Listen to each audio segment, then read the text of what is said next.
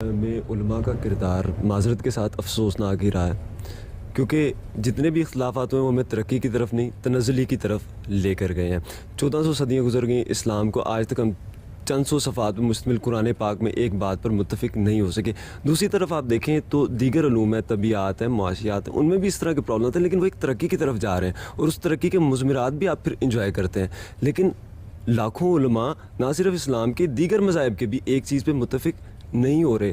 غامدی صاحب، لاکھوں علماء بیوقوف نہیں ہو سکتے، کیا دین کی بنیاد میں کوئی کجی ہے؟ بات یہ ہے کیا امت کا ایک قرآن مجید کے ترجمے پر کنسنسس پریکٹیکلی پاسبل نہیں ہے؟ طرف آپ دیکھتے ہیں رویت ہلال کمیٹی کے اندر تمام مسالک کے علماء موجود ہیں اور وہ ایک امام کے پیچھے نماز پڑھنے پر متفق نہیں ہوتے، تو ہم کیسے یہ مان لیں کہ ایک عالم دین جو اپنے آپ کو ڈیفائن نہیں کر سکتا وہ ساری دنیا کو لیڈ کرے اور وہ ہمارا غامدی صاحب، اصل کہانی انہی جلیل القدر علماء سے شروع ہوتی ہے۔ ایک آیت ہے، انما بشرم مثلکم، میں تمہارے جیسا ہی ایک بشر ہوں لیکن مجھ پر وحی آتی ہے۔ یہ مودودی صاحب نے لکھا ہے۔ طاہر القادری صاحب لکھتے ہیں کہ میں تمہارے جیسا ہی ایک بشر بریکٹ میں لگتا ہوں لیکن پھر بریکٹ میں یاد رکھو کہ مجھ پر وحی آتی ہے۔ دونوں آیتوں کا ترجمہ بالکل اپوزٹ ہے، دو فرقے اس بنیاد پہ کریٹ ہوئے ہیں۔ میں ہی کبھی ایک دفعہ وہ کچھ کہہ رہے ہوتے ہیں، کچھ دن بعد اسی مسئلے کے بارے میں ان سے ڈسکشن کی جائے تو وہ اپنی ہی بات کو رد کرتے ہوئے، اس کی تردید کرتے ہوئے کچھ اور فیصلہ دے دیتے ہیں۔ خدا کرے کہ ایسا ہوتا کہ وہ ایک دن کچھ کہتے اور تحقیق کر کے اگلے دن کچھ اور کہتے، وہ تو نئی بات کو سننے کے لیے بھی تیار نہیں ہے۔ سلامتی ہے ان آنکھوں پہ جو ہدایت پہ نظریں جمائے بیٹھی ہیں، ان کانوں پہ جو ذکر خیر کے منتظر رہتے ہیں، اور ان قدموں پہ جو ہدایت کی راہ پہ گامزن ہیں۔ ناظرین، قرآن مجید میں ارشاد باری تعالیٰ ہے کہ ہم نے اس کتاب کو سمجھنے کے لیے آسان کر دیا ہے۔ اب اگر ہم اس ارشاد کے مفہوم کو لفظی معنوں میں لیں تو سوال یہ پیدا ہوتا ہے کہ اگر دین کا بنیادی ماخذ ہی سمجھنے والوں کے لیے دشوار نہیں تو پھر تفہیم دین میں علماء کا کیا کردار ہے؟ 1429 برسوں سے علماء کرام نے اپنی بے شمار تفسیروں، تاویلوں، اجتہادی فتووں اور تعبیروں کے ذریعے تفہیم دین میں کس حد تک اضافہ کیا ہے۔ صرف، نحو، منطق اور اس جیسے دیگر کئی علوم جن کا عہد نبوی میں نشان تک نہ تھا، دین کو سمجھنے کے لیے ان علوم پہ عبور کا اصرار کیا دین کو عام آدمی کی پہنچ سے نکال کر فقط علماء کی ڈومین بناتا ہے؟ یہی بحث ہمارے آج کے اس پروگرام کا موضوع گفتگو ہے۔ ہم سب 1815 عیسوی تک جو مسلمان علماء کرام کی اکثریت تھی وہ متفقہ طور پر قرآن مجید کی طباعت و اشاعت کو حرام قرار دیتی تھی، تو ہم سب آپ کو نہیں لگتا ان کا یہ رویہ امت میں تقلیدی رجحان کے اضافے اور دینی تفہیم کو چند ہاتھوں میں مرتکز رکھنے کا باعث بنا؟ بہت سے ایسے رویے رہے ہیں جن پر ہم آج تنقید کرتے ہیں، ان کو ان کے پس منظر میں رکھ کے دیکھنا چاہیے۔ نئی چیزوں کے ساتھ انسان آسانی سے مانوس نہیں ہوتا۔ وہ بعض اوقات یہ محسوس کرتا ہے کہ اس سے اس کے دین کو خطرہ لاحق ہو جائے گا، جو کتاب اس کے پاس ہے اس کو خطرہ لاحق ہو جائے گا، اس کی اپنی جمعیت کو خطرات لاحق ہو جائیں گے۔ یہ انسانی رویے ہیں، لیکن ایسا نہیں ہے کہ متفقہ طور پر اہل علم کی یہ رائے تھی۔ اس زمانے میں بھی ایسے اہل علم تھے جو لوگوں کو بتاتے تھے کہ یہ رویہ ٹھیک نہیں ہے، اور انہوں نے بعض موقعوں کے اوپر تنبیہ بھی کی لوگوں کو۔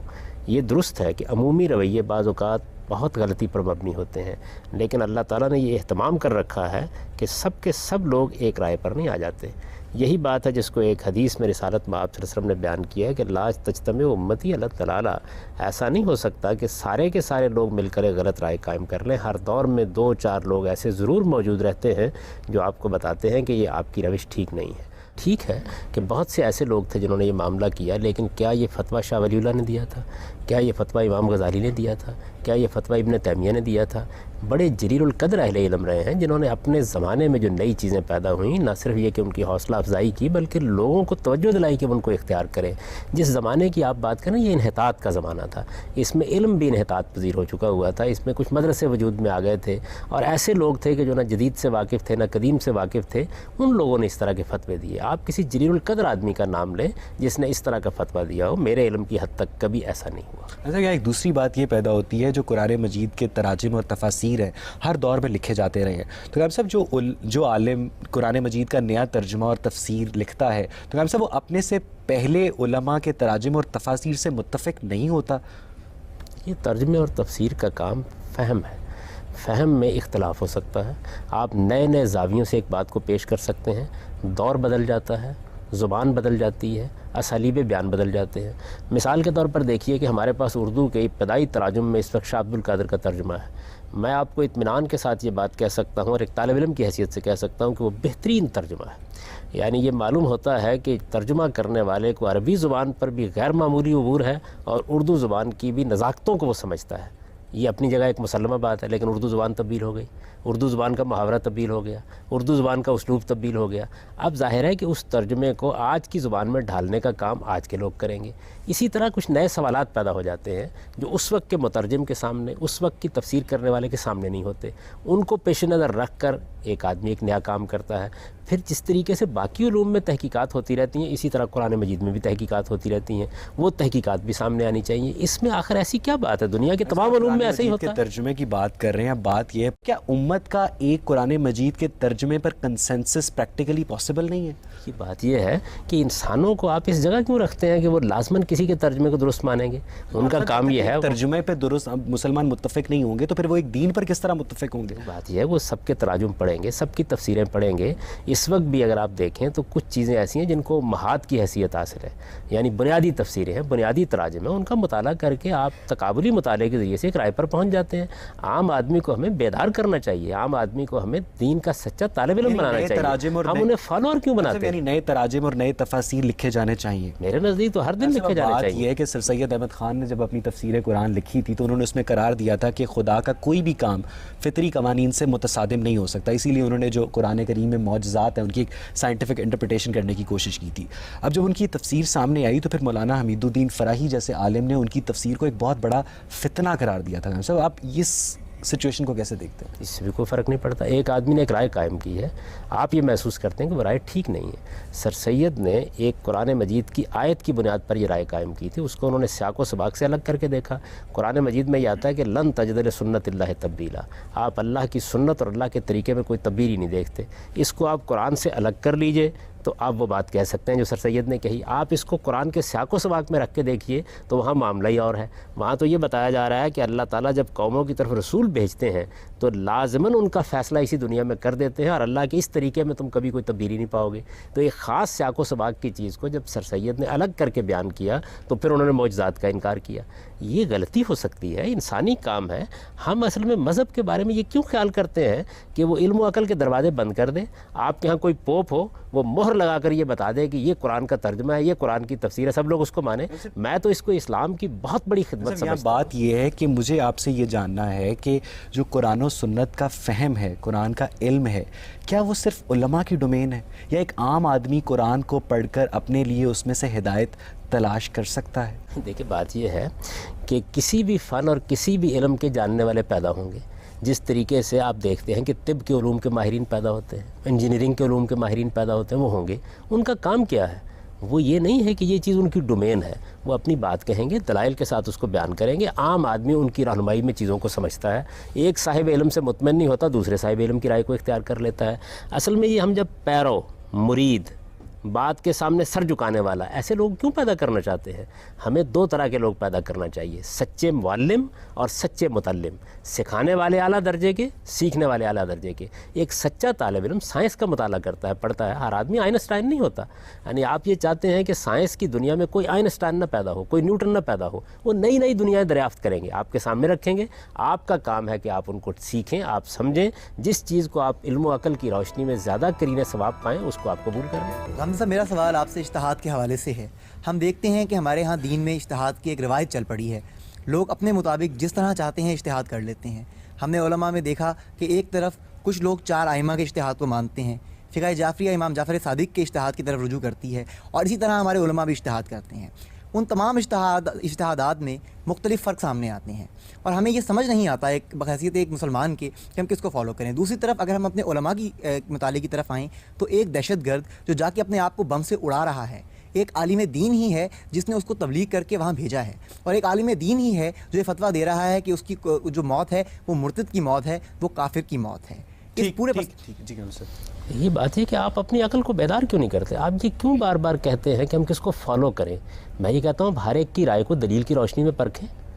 دلیل کی روشنی میں جب آپ پرکھیں گے، آپ اپنے علماء سے یہ تقاضا کریں کہ آپ اگر کوئی بات کہہ رہے ہیں تو بتائیں یہ قرآن میں کہاں کہی گئی ہے، بتائیں یہ حدیث میں کہاں کہی گئی ہے۔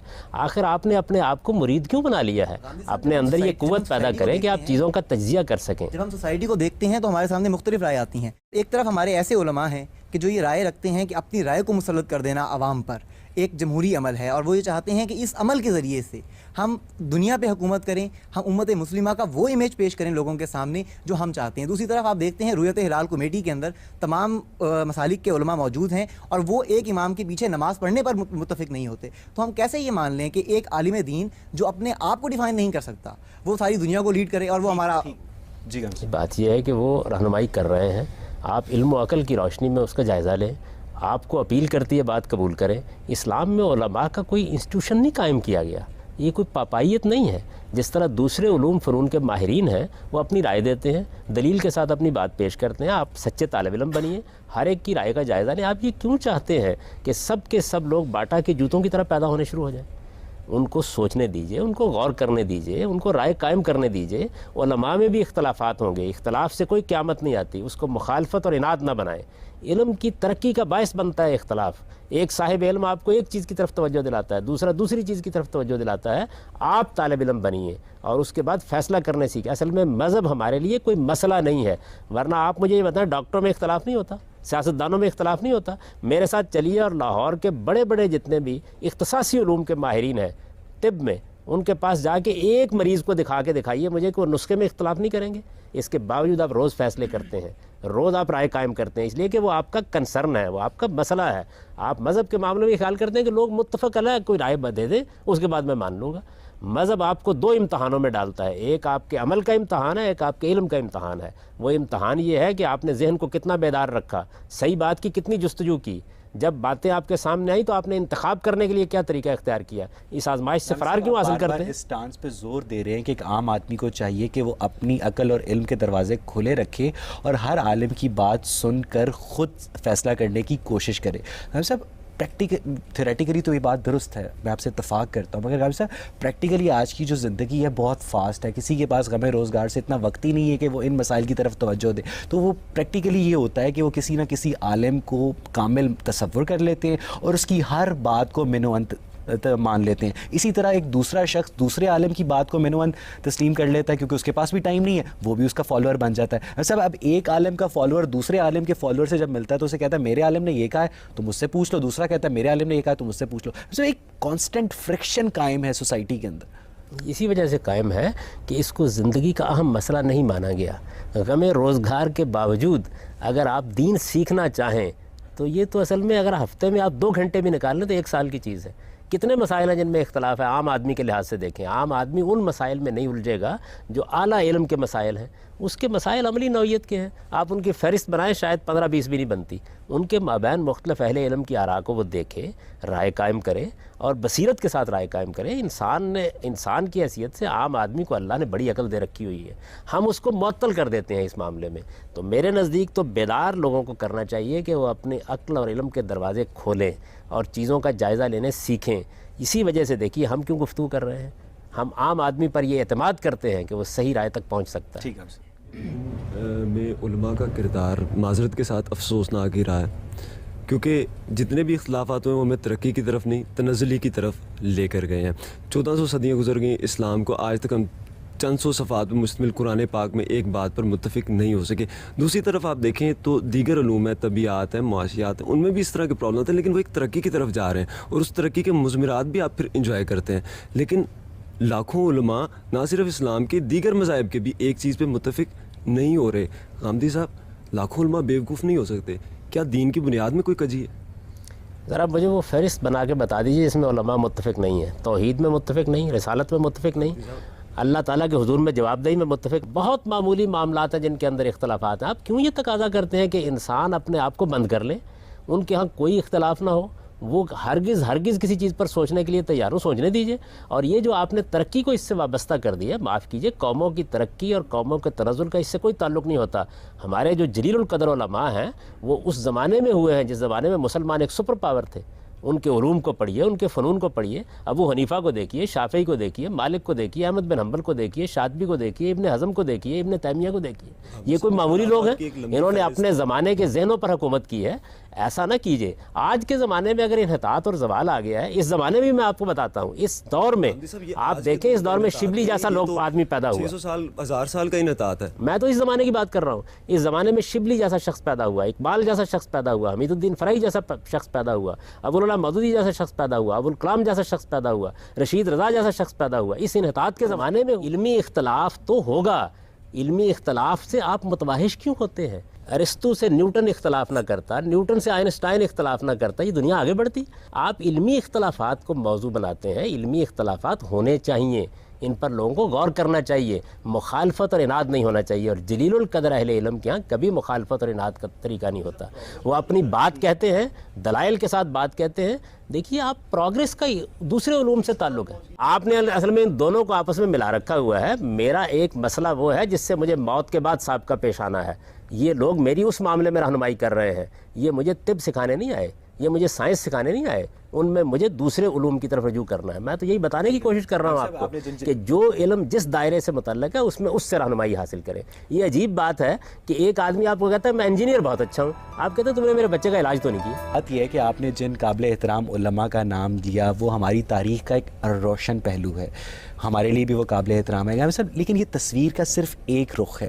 جب ہم تصویر کے دوسرے رخ پہ دیکھتے ہیں تو ہمیں وہ علماء کرام بھی نظر آتے ہیں جنہوں نے ابن العربی اور اخوان الصفا کی کتابیں جلوائی تھیں. جب ہلاکو خان نے بغداد کو فتح کیا تھا تو انہوں نے اس کو بادشاہ عادل کا خطاب دیا تھا. انہوں نے شاہ حسین کو, بلے شاہ کو, منصور حلاج کو کافر قرار دیا تھا. اور تو غالب صاحب جب 1857 کی جنگ آزادی کے بعد انگریز جیتے ہیں تو ان علماء کرام نے انگریزوں کے ہاتھ چومنے کے بعد ان کی اطاعت کو ہندوستانی مسلمانوں پہ اس لیے بھی فرض قرار دیا تھا کہ وہ اہل کتاب میں سے ہیں. تو غالب صاحب ایک عام آدمی, آپ کی بات بالکل درست ہے, سیاسی عالم اور ایک مذہبی عالم میں, ایک حقیقی عالم میں کس طرح فرق کر سکتا ہے؟ ان کی سیرت دیکھیے, ان کا کردار دیکھیے, ان کا کام دیکھیے. ہر جگہ تصویر کے دو رخ ہوں گے.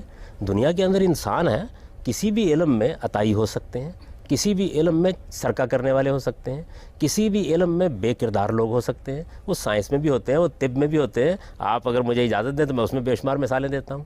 بے شمار ایسی چیزیں ہیں جن میں سائنسدانوں نے جعل سازی کی ہے, اس کی مثالیں موجود ہیں. تو دنیا میں انسان جب تک انسان ہے وہ انسان ہی رہے گا.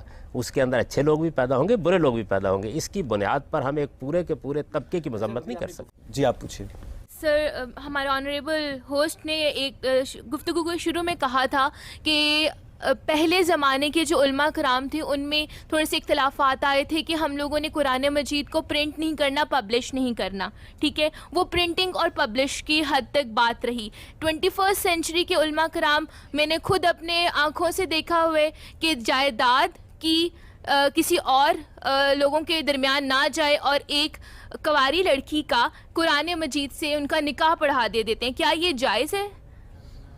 دیکھیے, بات یہ ہے کہ یہ کون سا عالم ہے جس نے یہ نکاح پڑھایا ہے؟ آپ کسی بڑے عالم کا نام لیں. اصل میں ہوتا یہ ہے کہ ایک مسجد کا کوئی ملا, ایک دیہات کا کوئی آدمی, وہ ایک کام کرتا ہے, وہ خبر بنتی ہے, اور عام طور پر اخبار نویسوں کو سنسنی خیزی سے دلچسپی ہوتی ہے. اس موجودہ زمانے میں نے جن علماء کے نام لیے ہیں, مثلا یہ نکاح شبلی نے پڑھایا ہے, یہ ابوالکلام نے پڑھایا ہے, یہ ابوالعلا مودودی نے پڑھایا ہے, یہ حمید الدین فرائی نے پڑھایا ہے, یہ امین حسن اصلاحی نے پڑھایا ہے, یہ مفتی شفیع صاحب نے پڑھایا ہے. یہ کس نے پڑھایا ہے؟ یعنی یہ کیا وجہ ہے, یہ کیا وجہ ہے کہ جب دین اور علم کا مسئلہ پیدا ہوتا ہے تو ہم اس موقع کے اوپر غلاظت کی مکھی بن جاتے ہیں؟ ہمیں شہد کی مکھی بننا چاہیے. سر, آپ کہتے ہیں کہ اختلافات جو ہوتے ہیں وہ علم کی ترقی کے لیے ضروری, مطلب کہ اس کے لیے نعمت ہے. تو سر اگر یہ اختلافات رہیں گے تو ہم تو جو ان کے لوگ ہوں گے سر وہ تو دو گروہوں میں بٹ جائیں گے, اور یہ ایون کہ اپنے آپ کو ایک دوسرے کو مارنے کی بھی کوشش کریں گے کیونکہ اختلافات آ جائیں گے. تو کس طرح ہم کہہ سکتے ہیں کہ علم کی ترقی کے لیے اختلافات لازمی اور جب کہ جانے جاتی رہیں؟ یہ تو دوسرا پہلو ہے کہ انسان اختلاف کو مخالفت بنا لیتا ہے. اس کی وجہ جہالت ہے. اگر آپ لوگوں کی علمی تربیت کریں تو وہ اطمینان کے ساتھ اختلاف بھی کریں گے اور خوش دلی کے ساتھ ایک دوسرے کی عزت بھی کریں گے. سر پھر یہ نعمت نہ اختلافات سے ہمیشہ دو کے درمیان کچھ مس انڈرسٹینڈنگس پیدا ہوتی ہیں. نہیں, یہ اختلافات سے کبھی نہیں ہوتی, یہ انسان کے رویوں سے ہوتی ہے. یعنی میں اختلاف کرتا ہوں, میں اپنے والد سے اختلاف کرتا ہوں, وہ ایک صوفی بزرگ تھے. میں اپنے اساتذہ سے اختلاف کرتا ہوں. میرے جلیل القدر استاذ مولانا امین حسن اصلاحی چند بڑے علماء میں سے تھے، میں ان سے اختلاف کرتا ہوں، اس سے کوئی قیامت نہیں آتی، میں ان کی عزت بھی بے پناہ کرتا ہوں، ان کا احترام بھی بے پناہ کرتا ہوں، ان کی جوتی اٹھانے کو اپنے لیے سعادت سمجھتا ہوں، لیکن پوری قوت سے اختلاف کرتا ہوں، اس لیے کہ مجھے دلیل کی بنیاد پر اتفاق بھی کرنا ہے، اختلاف بھی کرنا ہے۔ آپ اپنے اندر یہ رویہ کیوں نہیں پیدا کرتے؟ میوچل ریسپیکٹ کے ساتھ اختلاف کریں، باہمی احترام کے ساتھ اختلاف کریں۔ معاف کیجیے گا، یہ جو ہمارے یہاں اس طرح کے رویے ہیں جن کی آپ مثال دیتے ہیں، یہ علم یا علمی اختلاف نے پیدا نہیں کیے، یہ جہالت نے پیدا کیے، اور جہالت ایک اور چیز ہے جس کا کلا کما کرنے کی جدوجہد ہم کو کرنی چاہیے۔ سر علامہ اقبال نے reconstruction of religious thoughts of Islam میں جو اسلام کے حوالے سے ریکنسٹرکشن کے حوالے سے جو باتیں کی ہیں، آج کے تناظر میں آج کے علماء کیا کردار ادا کر رہے ہیں اس حوالے سے؟ دیکھیے، علامہ اقبال نے بہت سے ان مسائل کو موضوع بنایا ہے جو دور جدید میں ہمیں درپیش ہیں۔ انہوں نے یہ چیز اس میں زیر بحث لائے ہیں کہ ہم مذہبی مشاہدات کے لیے کیا معیار قائم کر سکتے ہیں، دعا کی کیا حقیقت ہے، انسانی خودی کی کیا حقیقت ہے، مذہب کا کیا امکان ہے، اجتہاد کے کیا مواقع ہیں۔ وہ بڑی غیر معمولی کتاب ہے، لیکن وہ ایک انسان کا کام ہے، اور اس کو بھی آپ الہامی کتاب نہ بنائیے۔ اس کی بہت سی چیزوں سے میں اختلاف کر سکتا ہوں، کوئی دوسرا شخص اختلاف کر سکتا ہے۔ علامہ اقبال نے تو اس کے مقدمے میں یہ لکھا ہے کہ میں نے ایک ابتدا کی ہے تاکہ لوگ غور و خوض کریں۔ علامہ اقبال جس درجے کے آدمی تھے، وہ کبھی یہ تصور بھی نہیں کر سکتے تھے کہ اپنی بات کو حتمی حجت بنا دیں۔ ان کی کتاب سے اصل میں ابتدا ہوئی اس بات کی کہ دور جدید کے مسائل کو سامنے رکھ کے ہم سوچیں۔ علماء نے کیا کردار ادا کیا؟ میں یہ نہیں کہہ رہا کہ وہ حتمی باتیں ہیں ساری، لیکن بہت سے کردار ادا کیے ہیں۔ اس کتاب کے اوپر تنقیدیں بھی علماء نے کی ہیں، اس کے مختلف مباحث کی تفہیم بھی علماء نے کی ہے، بہت سی اس کی چیزیں ہیں جن کی تشریح و وضاحت بھی کی ہے، اور اگر علامہ اقبال کی کسی رائے کو انہوں نے غلط سمجھا ہے تو اس کو بھی دلائل کے ساتھ بیان کر دیے۔ یہی کام ہمیشہ ہوا کرتا ہے، یہ میں بھی کر رہا ہوں، بہت سے دوسرے لوگ بھی کر رہے ہیں۔ میں آپ کو بتا سکتا ہوں کہ کتنے جلیل القدر علماء نے ان پر تبصرے کیے ہیں۔ ابھی حال میں سید سلیمان ندوی کا ایک تبصرہ ان کے بارے میں چھپا ہے، اپنے زمانے میں بھی انہوں نے کیے ہیں۔ اس تبصرے کے بارے میں اگرچہ یہ بحث جاری ہے کہ وہ ان کی طرف اس کی نسبت درست ہے یا نہیں، لیکن بہرحال یہ سارا کام ہمیشہ ہوتا رہتا ہے۔ تو علم کی دنیا سے واقفیت ہمیں پیدا کرنی چاہیے ہمارے نوجوانوں کو، یہ سب کام اس میں ہو رہے ہوتے ہیں۔ ہم اصل میں علم کے معاملے میں سنی سنائی باتوں پر اعتماد کر کے آراء قائم کرتے ہیں۔ صاحب، پچھلے دنوں اسلامی نظریاتی کونسل نے کچھ سفارشات پیش کی جن کے مطابق عورت محرم کے بغیر سفر حج کر سکتی ہے۔ اگر عورت طلاق کا مطالبہ کرتی ہے اور مرد طلاق نہیں دیتا تو اس مطالبے کے کرنے کے 90 دن کے اندر اندر آپ سے طلاق واقع ہو سکتی ہے، اور یہ مدت بڑھائی بھی جا سکتی ہے، کم بھی کی جا سکتی ہے۔ صاحب، اسلامی نظریاتی کونسل جس کے آپ بھی رکن ہیں ماشاءاللہ، وہ ادارہ ہے جہاں تمام مکاتب فکر کی نمائندگی آئینی طور پر موجود ہے، اور وہ سارے لوگ جب کسی بھی سفارشات پر متفق ہوتے ہیں تو وہ یہ سفارشات پیش کرتے ہیں۔ ہم صاحب، یہ ایک تصویر کا پہلو ہے۔ ہم صاحب، دوسری طرف علماء کرام ہی کی جو اکثریت ہے وہ مفتی منیب الرحمان ہو گئے، مفتی نعیم ہو گئے، مولانا امجد خان ہو گئے، اور ایسے بہت سارے لوگ جو متفق علیہ احادیث کی روشنی میں ان سفارشات کو اسلام کے خلاف سمجھتے ہیں۔ تو صاحب، آج تک ایک عام ویسٹرن آبزرور یہ سوچتا ہے کہ 1400 سالوں سے مسلمان آپس میں نکاح طلاق کے مسائل ہی نہیں سولو کر سکے۔ دیکھیے، بات یہ ہے کہ جو مسئلہ زیر بحث ہے اس کی پہلے نوعیت سمجھ لینی چاہیے۔ یہ مسئلہ شریعت میں ہمارے اجتہاد کے لیے چھوڑ دیا گیا تھا۔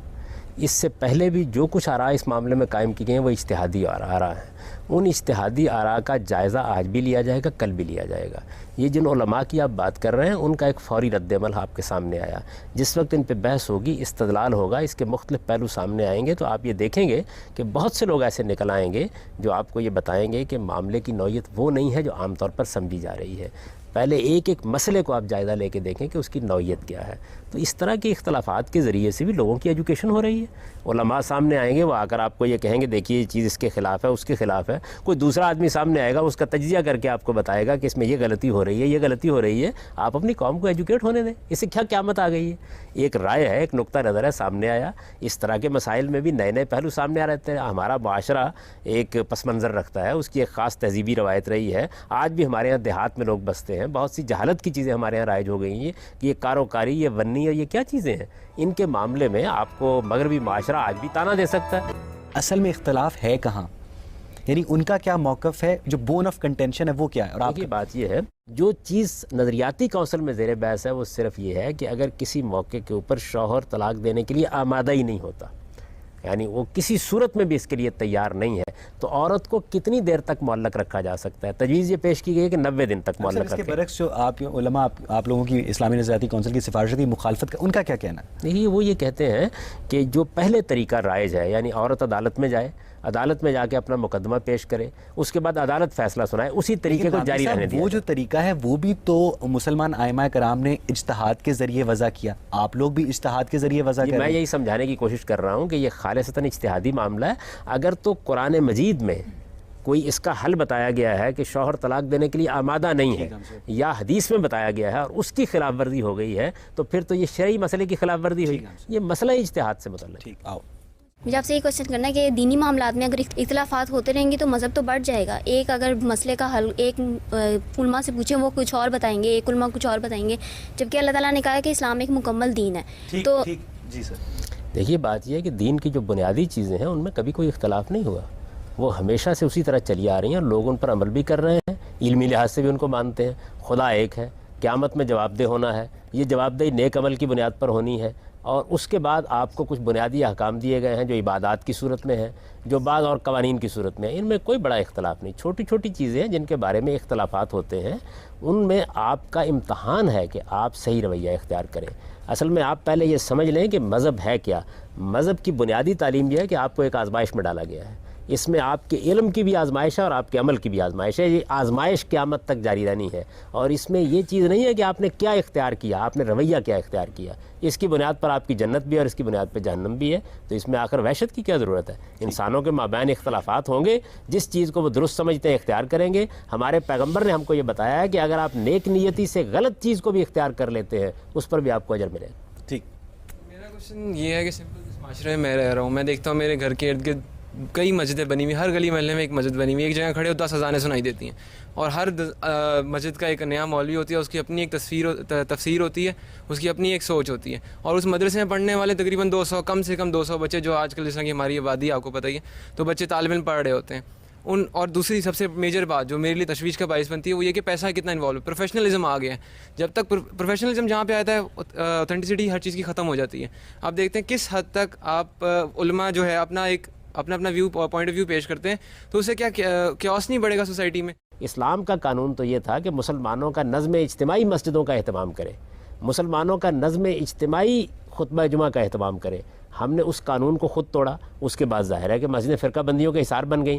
ہم نے اپنی جدید تعلیم میں یہ گنجائش کیوں نہیں پیدا کی ہوئی کہ وہاں سے بھی دین کا عالم بن سکے؟ وہاں سے اگر ڈاکٹر بن سکتا ہے، انجینئر بن سکتا ہے، دنیا کے دوسرے علوم کا ماہر بن سکتا ہے، تو آخر دین کا عالم اگر کوئی بننا چاہے تو وہ ایک دوسرے مدرسے میں کیوں جائے؟ یہ خطا ہماری ہے یا علماء کی ہے؟ ہم نے پہلے اپنے گریبان میں بھی منہ ڈال کے دیکھنا ہے کہ کیا ہم نے اپنی تعلیم میں، ہم نے اپنے نظم اجتماعی میں، ہم نے اپنے اداروں میں اس کا اہتمام کیا ہوا ہے؟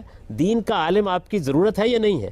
اس دین کے عالم کو پیدا کرنے کے لیے آپ کی ریاست نے، آپ کی سوسائٹی نے کیا کردار ادا کیا ہے؟ آپ نے کہا تھا کہ ہمیں کھلا ذہن ہونا چاہیے، خود دیکھنا چاہیے. اب آپ خود کہہ رہے ہیں کہ عالم کی ضرورت ہے آپ کو. میرا بیسکلی اس پہ کوشچن پھر یہ آئے گا کہ عالم ہی اگر فساد کریٹ کرا تو پھر کس عالم کی ضرورت ہے آپ کو؟ دیکھیے یہ دو باتوں کو آپ نے ملا دیا. علماء کی ضرورت، علماء کے لفظ کو آپ کسی مخصوص معنی میں نہ لیں. ہمیں سائنس کے عالم کی بھی ضرورت ہے. میرا عالم سے مطلب پروفیشنل ہے، میں ان جو خدمت کریں ان کو نہیں میں ڈسکس کر رہا. ہمیں سائنس کے عالم کی بھی ضرورت ہے، ہمیں طب کے عالم کی بھی ضرورت ہے، ہمیں انجینئرنگ کے عالم کی بھی ضرورت ہے، ہمیں دین کے عالم کی بھی ضرورت ہے. یہ جتنے بھی اہل علم ہوتے ہیں ان سے ہم استفادہ کرتے ہیں، ان کی رہنمائی میں آراء قائم کرتے ہیں، اور عام آدمی بھی یہی کرتا ہے. اگر اس میں کچھ پروفیشنلز آ گئے ہیں، اگر اس میں کچھ ایسے لوگ آ گئے جن پر آپ کا اعتماد نہیں ہے، تو معاف کیجیے گا، باوجود اس کے کہ آپ عالم پیدا کرنے میں کوئی کردار نہیں ادا کر رہے، آپ کی ریاست کوئی کردار نہیں ادا کر رہی، آپ کا معاشرہ کوئی کردار نہیں ہے، اس کے باوجود اس درجے کے علماء پیدا ہو رہے ہیں کہ جن کے اوپر آپ فخر کر سکتے ہیں. ان سے رہنمائی حاصل کریں. آپ آخر اپنی مسجد ہی میں کیوں چلے جاتے ہیں؟ بڑے بڑے اسکالرز موجود ہیں، مصر و شام میں موجود ہیں، ہندوستان میں موجود ہیں، ان کی تصنیفات موجود ہیں، تفسیریں موجود ہیں، پڑھیے ان کو. جی خامدی صاحب، میرا آپ سے کویشچن یہ ہے کہ آپ نے کہا کہ ایک عام انسان کو جو ہے وہ خود سے غور و فکر کرنا چاہیے، لیکن میں بات کرنا چاہوں گی اس شخص کے بارے میں جو کہ ان پڑھ ہے، جو دیہات میں رہتا ہے اور جس کی کہ کوئی رسائی نہیں ہے جلیل القدر علماء کے بارے میں، یا ان کے کیا ویوز ہیں؟ اس دیہات کے آدمی کو ہم نے جاہل رکھا کیوں ہوا ہے؟ وہ کسی ڈاکٹر کے معاملے میں بھی عطائی کا انتخاب کر لیتا ہے، اس وقت ہمیں وحشت کیوں نہیں ہوتی؟ اس کو ہمیں اوپر اٹھانا چاہیے. یہ ہمارا قصور ہے اور اس سوسائٹی کا قصور ہے. آپ یہ چاہتی ہیں کہ وہ جاہل بھی رہے اور اس کے بعد ایک اعلیٰ ڈاکٹر میں اور ایک عطائی میں اور کویک میں فرق بھی کر لے. تو اس کو اس فرق کرنے کے قابل بنانا بھی ہماری ذمہ داری ہے. ہم نے ایجوکیشن پر خرچ کتنا کیا ہے؟ ہمارے بجٹ میں ایجوکیشن کا حصہ کتنا ہوتا ہے؟ ہم نے اس آدمی تک دین پہنچانے اور اخلاق کردار کی دعوت پہنچانے کے لیے کام کتنا کیا ہے؟ یہ ہم اپنی ذمہ داریاں ادا نہیں کرتے اور اس کے بعد یہ کہتے ہیں کہ ایک دیہاتی آدمی بیچارہ وہ کسی سے گمراہ ہو جائے گا. تو آپ پہنچائیے. اب تو اللہ تعالیٰ نے ایسے اسباب پیدا کر دیے کہ پڑھنے کی ضرورت بھی نہیں رہ گئی. جلیل القدر سے جلیل القدر عالم کی بات آپ کے ٹیلی ویژن سے پہنچ رہی ہے, آپ کے ریڈیو سے پہنچ رہی ہے, بے شمار اور ذرائع وجود میں آ گئے ہیں, انٹرنیٹ آپ گھر تک پہنچ رہا ہے. کہ علماء کو اپنی تھاٹس میں, اپنی opinions میں کوئی کلیئر نہیں ہونا چاہیے تاکہ وہ کسی کو گائیڈ کر سکیں. اگر کوئی ان سے گائیڈنس لینا چاہے گا تو وہ کس طرح سے اس کی رہنمائی کر سکتے ہیں؟ اگر وہ خود اپنی رائے میں ہی کبھی ایک دفعہ وہ کچھ کہہ رہے ہوتے ہیں, کچھ دن بعد اسی مسئلے کے بارے میں ان سے ڈسکشن کی جائے تو وہ اپنی ہی بات کو رد کرتے ہوئے, اس کی تردید کرتے ہوئے کچھ اور فیصلہ دے دیتے ہیں. خدا کرے کہ ایسا ہوتا کہ وہ ایک دن کچھ کہتے اور تحقیق کر کے اگلے دن کچھ اور کہتے. وہ تو نئی بات کو سننے کے لیے بھی تیار نہیں ہے. جو وہ 24 سال کی عمر میں کہہ رہے تھے آج بھی وہی کہہ رہے ہیں. اگر کبھی یہ ہو جائے تو میرے نزدیک تو راستہ کھل جائے گا. یعنی ہمارے علماء بھی اپنی آراء پر توجہ دیں, ان کا جائزہ لیں, ان کا تنقیدی تجزیہ کریں, اور اس کے بعد آپ کے اندر یہ جذبہ ہونا چاہیے کہ ہم نئی بات کو سنیں گے. آپ یہ دیکھیے کہ اگر کوئی آدمی تحقیق کر کے آپ کو بتاتا ہے کہ یہ جو دوا آپ پہلے کھا رہے تھے اس کے کچھ ایسے سائیڈ ایفیکٹس معلوم ہو گئے ہیں جو بڑے خطرناک ہیں, آپ اس کے شکر گزار ہوتے ہیں یا اس کو یہ کہتے ہیں کہ تم نے اختلاف کیوں کر ڈالا ہے, ہم تو دوا کھا رہے تھے. ٹھیک. تو جب کوئی نیا عالم یا کوئی نئی رائے یا کوئی نیا نقطہ نظر آپ کے سامنے آتا ہے تو آپ اگر واقعتاً دین سے دلچسپی رکھتے ہیں تو آپ کے اندر یہ خواہش پیدا ہوگی کہ میں اس کو سمجھوں, میں اس کو جانوں. اصل میں دین ہمارا مسئلہ نہیں ہے میری بہن. اس وجہ سے ہم یہ کہتے ہیں کہ یہاں کوئی پکی پکائی کھیر ہونی چاہیے جس کو کھا کے ہم فارغ ہو جائیں. غامدی صاحب, اصل کہانی انہی جلیل القدر علماء سے شروع ہوتی ہے. ایک آیت ہے انما بشرم مثلکم, میں تمہارے جیسا ہی ایک بشر ہوں لیکن مجھ پر وہی آتی ہے. یہ مودودی صاحب نے لکھا ہے. طاہر القادری صاحب لکھتے ہیں کہ میں تمہارے جیسا ہی ایک بشر بریکٹ میں لگتا ہوں لیکن پھر بریکٹ میں یاد رکھو کہ مجھ پر وہی آتی ہے. دونوں آیتوں کا ترجمہ بالکل اپوزٹ ہے. دو فرقے اس بنیاد پہ کریٹ ہوئے ہیں. جی کیا قیامت آ گئی. اگر فرض کر لیجئے کہ ایک صاحب علم نے ایک ترجمہ کیا ہے, دوسرے نے دوسرا کیا ہے, آپ اس کے دلائل معلوم کر لیجئے. آپ کے اندر یہ تجسس ہونا چاہیے. اگر آپ نے ایک دیہاتی ملا کی بات کی ہے تو اس کی تعلیم کا بندوبست کرنا آپ کی سوسائٹی کی ذمہ داری نہیں ہے. اگر فرض کر لیجئے کہ ایک کویک, ایک عطائی جا کے کہیں دکان لگا لیتا ہے تو آپ کی ذمہ داری کیا ہے؟ وہ بھی علاج کر رہا ہوتا ہے, لوگوں کی صحت کو خطرے میں ڈال رہا ہوتا ہے, وہ بھی میڈیکل کی کتابیں پڑھ کے یہ کام کر رہا ہے. وہ جو اختلاف ہے وہ اوپر سے بڑے علماء سے شروع ہو رہا ہے. آپ اپنے اندر بصیرت پیدا کریں کہ اس میں صحیح بات کا انتخاب کر سکیں. آپ اختلاف کو کیوں روکنا چاہتے ہیں؟ دیکھیے اس کی غلطی کیا ہے. اس کی غلطی یہ ہے کہ وہ اس کو تعصب کا مسئلہ بنا دیتا ہے. اگر وہ یہ کہے کہ میرا اطمینان اس ترجمے پر ہے, میں اس کو پیش کر رہا ہوں, میں ایک انسان ہوں, مجھ سے غلطی ہو سکتی ہے, آپ کسی دوسرے کی بات بھی جا کر سنیے, ہو سکتا ہے اس کی بات زیادہ صحیح ہو. یہ اصل میں رویوں کا مسئلہ ہے. میں اگر فرض کر لیجئے کہ میری بات سننے کے لیے 100 آدمی آتے ہیں اور میں ان کو یہ تعلیم دیتا ہوں کہ دیکھو مجھ پر الہام نہیں ہوتا, مجھ پر وحی نہیں آتی, میں ایک انسان ہوں, میں نے تحقیق کی ہے, میں نے اپنی رائے قائم کی ہے, اس رائے کی بنیاد پر میں نے آپ کے سامنے یہ ترجمہ کیا ہے, یہ تفسیر کی ہے, میری بات غلط ہو سکتی ہے, جاؤ دوسرے اہل علم کی بات بھی سنو. مجھے بتائیے اس کے بعد کبھی کوئی خرابی پیدا ہو سکتی ہے؟ ہم کرتے کیا ہیں؟ ہم کرتے یہ ہیں کہ جو بات ہماری ہے یہ آسمان کی وحی ہے اور ہم پیغمبر کے منصب پر فائز ہیں, خرابی یہاں سے پیدا ہوتی ہے. کتنے لوگ مرے آپ مجھے بتائیں, کتنے لوگ آپ علماء کی وجہ سے مرے؟ میں نے گزارش کی ہے کہ اختلاف سے کوئی قیامت نہیں آتی, رویے کی غلطی ضرور قیامت ڈھاتی ہے. اور وہ رویہ میں نے آپ کو مثال دے کے بتایا ہے کہ دیکھیے امام شافعی کتنے جلیل القدر عالم ہیں, کتنی خوبصورت بات انہوں نے کہی. انہوں نے فرمایا میں اپنی رائے کو صحیح کہتا ہوں لیکن اس میں غلطی کا امکان تسلیم کرتا ہوں, میں دوسرے کی رائے کو غلط کہتا ہوں لیکن اس میں صحت کا امکان تسلیم کرتا ہوں. عالم جب اس جگہ پہ کھڑا ہوتا ہے کبھی فساد پیدا نہیں ہوتا, کبھی خرابی پیدا نہیں ہوتی. سسٹم نہیں بن سکتا فتوے کا, کوئی سینٹرلائز سسٹم جیسے ٹرکی میں. یہاں پہ دیکھیں اسلامی نظریاتی کونسل ہے لیکن لاکھوں طلبہ ہیں مدارس کے, اپنی سوچ لے کے نہیں کریں. آپ ایک سینٹرلائز سسٹم بنائیں تاکہ وہ ایک فتویٰ دیں, ایک بات کہیں. ٹرکی میں ہے, یہاں کیوں نہیں؟ یعنی ہم اس طرح کا معاملہ کیوں کریں؟ انسانوں کو سوچنے اور سمجھنے کی آزادی خدا نے دے رکھی ہے, کیوں سلب کر لیں ان کی آزادی؟ میں تو کہتا ہوں کہ یہ تجویز انتہائی خطرناک ہے. اس سے علم کا دروازہ بند ہوگا, اس سے جمود پیدا ہوگا, اس میں جو آراء قائم ہو جائیں گی ان کی اگر کوئی غلطی ہوگی تو اس کی اصلاح کے دروازے بند ہو جائیں گے. کیوں کریں یہ کام؟ ہم لوگوں کو آزادی دیں گے, ہمارے یہاں کوئی پاپائیت نہیں ہے, وہ آراء قائم کریں, لوگوں کو علم اور استدلال کے ساتھ قائل کریں اور علم اور استدلال کی دنیا پیدا ہونے دیں. یہ غلط رویے ہیں جن کی آپ مثال دے رہے ہیں, ان کی اصلاح ہونی چاہیے. یہ جہالت سے پیدا ہوتے ہیں, یہ کبھی علم سے پیدا نہیں ہوتے. اختلاف باعث رحمت ہوتا ہے. لیکن گاندھی صاحب ایک امپورٹنٹ بات یہ ہے کہ اختلاف باعث زحمت بھی ہوتا ہے, اور یہاں مسلمانوں میں علماء کرام کے اختلافات زیادہ باعث زحمت بن رہے ہیں. میم صاحب اس رویے کے اصلاح کے لیے آپ کوئی عملی تجویز دے سکتے ہیں؟ جی میرے نزدیک, میں آپ سے خدمت میں عرض کیا ہے کہ اگر ہم علماء پیدا کرنے کے لیے متنبع ہوں, ہمارا جدید نظام تعلیم اپنے اندر یہ گنجائش پیدا کرے. پہلے آپ یہ تو دیکھیے کہ ہم نے کیا ہوا ہے. یعنی اگر کوئی آدمی ڈاکٹر بننا چاہے, انجینئر بننا چاہے, کمپیوٹر سائنس کا ماہر بننا چاہے, سائنسدان بننا چاہے, اس کے لیے آپ کی تعلیم بنیاد فراہم کر دیتی ہے. اس کے بعد وہ ہر جگہ جا سکتا ہے. دین کا عالم بننا چاہے یہ آپ کی ضرورت ہی نہیں ہے. اس کے بعد کیا ہوا, جب آپ نے اس گھر کو خالی چھوڑ دیا تو خانہ خالی نہ دیب می گرد, اس کے بعد وہ لوگ آئے جنہوں نے مدرسے قائم کیے. آپ عالم پیدا کرنے کا کام ہی نہیں کر رہے. مدرسوں نے ان حالات میں جب بر صغیر میں کوئی یونیورسٹیاں نہیں تھی, دین کی شمع کو جلائے رکھا. اس میں کیا شک ہے کہ ان کا بڑا کردار ہے, لیکن اب تو آپ کے ہاں ایک ملک بن گیا. وہ کردار ختم کر دیا جائے. میرے نزدیک دیکھیے بات یہ ہے کہ اس کردار کو ختم کرنے کی بجائے آپ نیا کردار تو پیدا کریں. آپ کی تعلیم میں اس کی گنجائش ہونی چاہیے کہ دین کا عالم بھی آدمی بن سکے. جب وہ عالم بنے گا جو براڈ بیس تعلیم پائے گا, جو 12 سال تک آپ کے عام تعلیمی درسگاہوں میں پڑھے گا, اس کے بعد اختصاصی تعلیم کے اعلیٰ درجے کے ادارے قائم کیجیے اور لوگوں کی تربیت اور ان کے اخلاق کی اصلاح کیجیے. اس وقت فرقہ بندیوں کی بنیاد پر مسجدیں قائم ہیں, فرقہ بندیوں کی بنیاد پر مدرسے قائم ہیں. آپ نے اگر اہتمام کیا ہوا ہے اور دین کا برا عالم پیدا ہو رہا ہے تو پھر مجھے بتائیے. میں تو کہتا ہوں اس سب کچھ کے باوجود کہ ایک پسماندہ نظام تعلیم ہے, ایک فرسودہ نظام تعلیم ہے, وہ ان لوگوں نے قائم کیا ہے جنہوں نے جدید چیزوں کو ٹھیک طرح سے سمجھا بھی نہیں ہے. اس سب کچھ کے باوجود بڑے جلیل القدر لوگ پیدا ہو رہے ہیں. بات یہ ہے کہ پاکستان میں سرکاری سطح پر دین کی ترویج کا خاصا اہتمام کیا گیا ہے. وزارت مذہبی امور قائم ہے, اسلامی نظریاتی کونسل قائم ہے, اس کے علاوہ وفاقی شرعی عدالت قائم ہے. غالب صاحب آپ کو نہیں لگتا کہ ان سارے اداروں میں عہدوں کی فلفلمنٹ کے لیے علماء کے مابین ایک کشمکش شروع ہو جاتی ہے؟ یہ بات یہ ہے کہ یہ جو ادارے آپ نے قائم کر رکھے ہوئے ہیں, ان سب سے زیادہ اہم ادارہ آپ کی تعلیم ہے. جب تک آپ اس کو درست نہیں کریں گے اس وقت تک نہ اچھا عالم پیدا ہوگا اور نہ آپ کے مسائل حل ہوں گے. باقی رہی یہ بات کہ اسٹیٹ کی سطح پر آپ کو اقدام کریں گے تو وہاں پر ادارے قائم ہوں گے. جس طریقے کے ادارے آپ نے قانون میں قائم کیے ہیں, عدلیہ آپ قائم کرتے ہیں, آپ کو اچھے جج چاہیے, ان میں بھی کشمکش پیدا ہوتی ہے. کشمکش سے آخر کیا قیامت آ جاتی ہے. آپ میرٹ کی بنیاد پر لوگوں کا انتخاب کریں, اور میرے خیال میں اس کا فیصلہ کرنے میں کوئی دقت نہیں. میں علماء کو اپوائنٹ کرنے کا کیا طریقہ ہونا چاہیے؟ بات یہ کہ ہر ادارے کے اندر آپ پہلے یہ طے کریں کہ اس میں کس اہلیت کے لوگ آئیں گے. اس اہلیت کے لحاظ سے فیصلہ کریں, جس طرح کہ آپ عدلیہ کے معاملے میں فیصلہ کرتے ہیں, اس کے معیارات بنائیں, آپ آگے بڑھیں نا. کون بنائے گا ہم سے اہلیت کا معیار؟ پارلیمنٹ.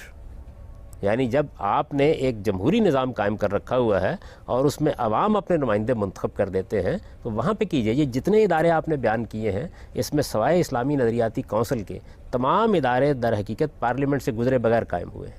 آپ آج پارلیمنٹ کو کام کرنے دیں اور جمہوری طریقے سے فیصلے ہونے دیں, بڑے بہتر فیصلے ہوں گے اور بڑے صحیح حل آپ کے سامنے آئیں گے. کیا وجہ ہے آخر کہ آپ پارلیمنٹ کے سامنے معاملات کو نہیں جانے دیں؟ ٹھیک ہے, ہم سے یہاں پہ ہم آج کی گفتگو کا اختتام کریں گے.